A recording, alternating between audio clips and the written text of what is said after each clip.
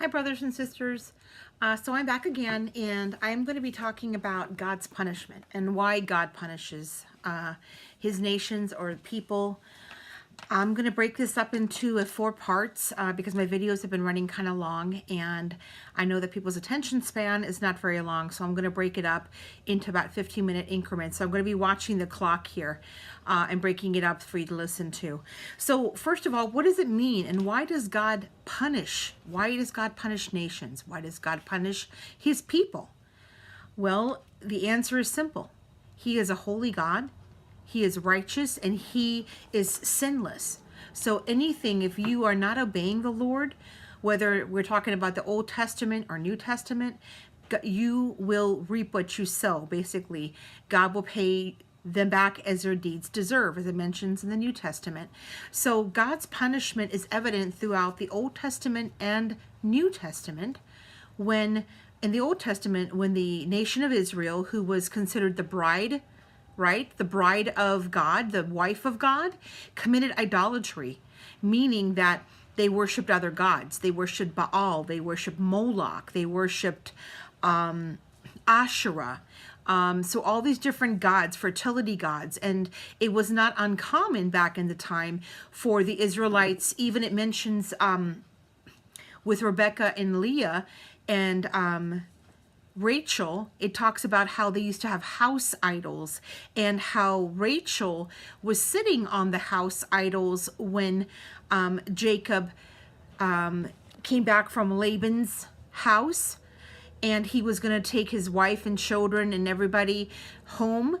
And the father, Laban, came and said, you know, somebody stole the house idols, and Rachel was sitting on them, and Jacob said a curse. He said, if anybody is sitting, everybody who stole these idols is cursed. And what he did was he inadvertently cursed his wife, who he didn't know had the house idols, to death. So when she gave birth to Benjamin, she died as a result of his words spoken.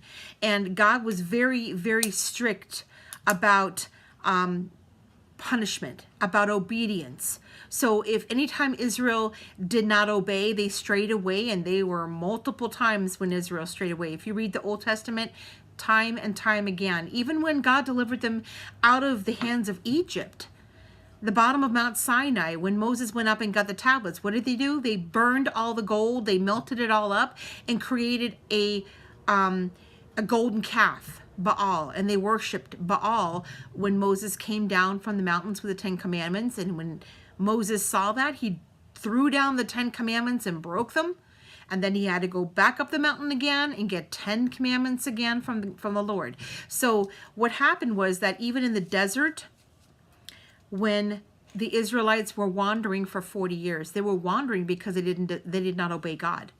They kept complaining and whining. There was a lot of sin going on in the camps. So God punished them and said, okay, they were complaining they didn't have any meat, so God sent quail down. I mean, hordes of quail dropped to the ground because they were not happy and satisfied with the manna that God gave. So God punished them and said, okay, you know what? You're going to wander perpetually around the promised land for 40 years. You're not going to be going in. So the second generation that left Egypt was the actual generation that got to enter, and Joshua was one of them, who lived to see the promised people going in. I mean, the nation of Israel going into the promised land because of their disobedience. So also Israel would be punished by God, in that the other nations would come and attack, overcome, enslave Israel. Look at the captivity that Jeremiah was talking about in his word, about the captivity for 40 years in Babylon, right? Also when Daniel left, he was taken into captivity. So over and over again, God allowed nations to conquer his people by invasion. He also punished them by famine. He punished them by natural disasters, hail, brimstone, pestilence, other things. If you look at the 10 plagues of Egypt, how did God punish Egypt? Read through and see in Exodus, the plagues that went through. So God punishes his people and other nations when they disobey his laws. This is the Old Testament.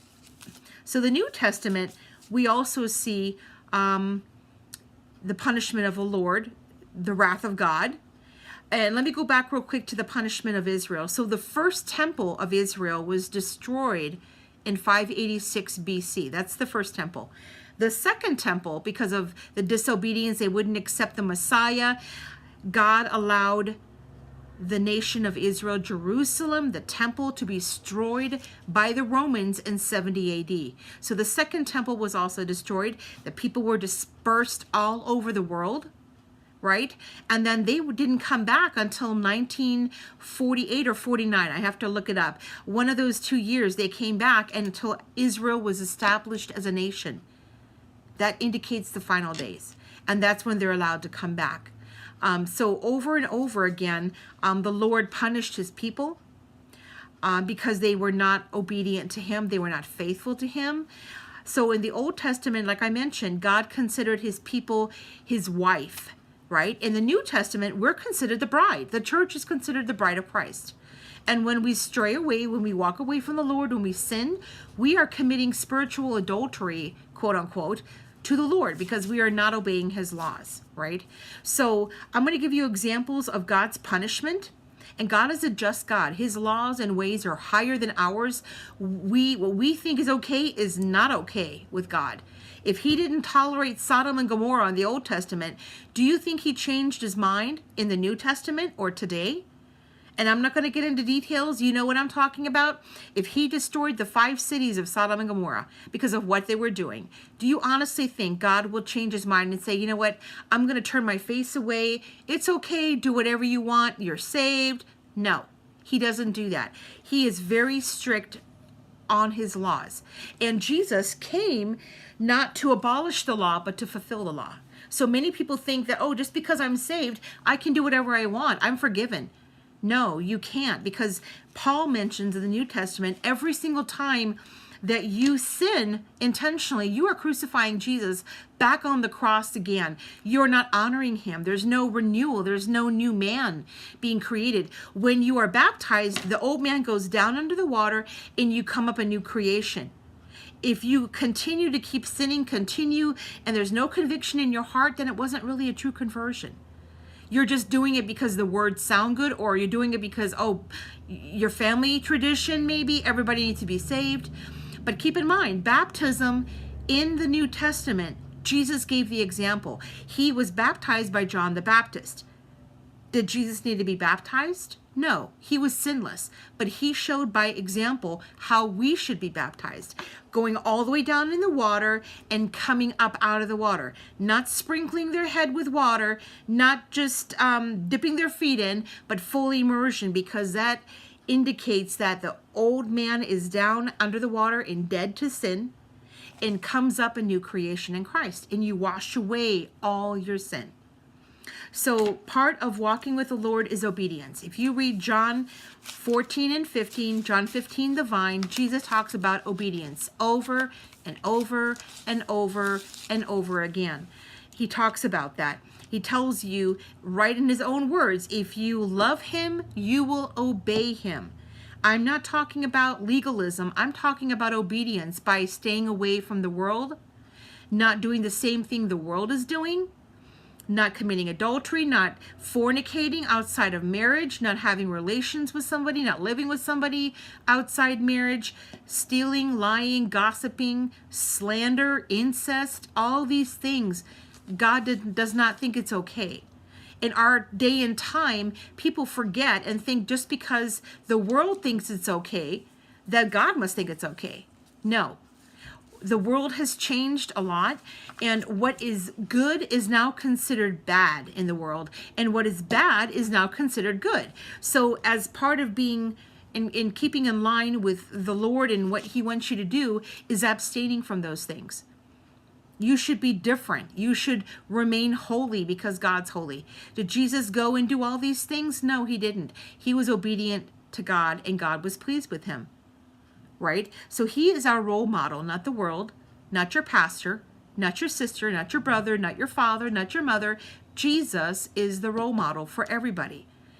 So I'm going to go here and read to you about God's punishment. The examples we have are in Isaiah 15, chapter 15, chapter 16, verse 13. It talks about Moab. Moab was a city in the Middle East, in the Judean wilderness. And he said in his words that within 3 years that will be humbled. The Old Testament, Moab and Babylon are compared to America.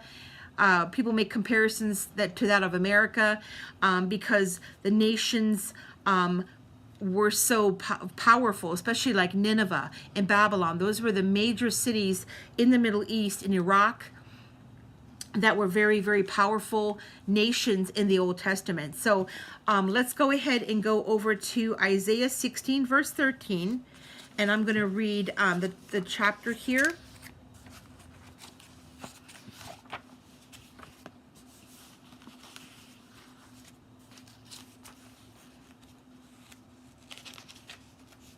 So, and actually, I'm sorry, let me start in chapter 15. So, he is talking about how he will destroy a nation. Now, listen to the words of the Lord. It says here in chapter 15, verse 1, land laid waste in a night. Our Moab lies silent, land waste in a night. Kir Moab lies silent. The daughters of Dibon have climbed to the high places to weep. On Nebo and Medeba, Moab laments. Every head shaven, every beard cut off, they wear sackcloth in the streets. On their roofs and in their squares, everyone is lamenting and collapsing in tears. Heshbon and Elilah are crying out in distress. Their voices can be heard as far as Jahaz. That is why the warriors of Moab are shivering. His soul trembles at the sound. His heart cries out in distress for Moab, whose fugitives are already at Zoar, nearly at Eglath Shalishliyah, which is another city. So he is talking about, for example, in verse 6, the waters of Nimrim have become a wasteland. The grass dried up, the plants withered away, nothing green anymore. That is why they are carrying what they could save of their stores across the ravine of the willows. For the cry for help reaches around the territory of Moab, the wailing.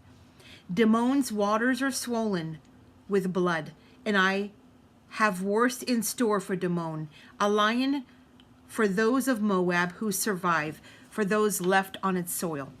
So God has destroyed this nation. He has dried up the water. It's barren. People don't have any food. There's famines going on. So this is how God punishes nations in the Old Testament. Okay.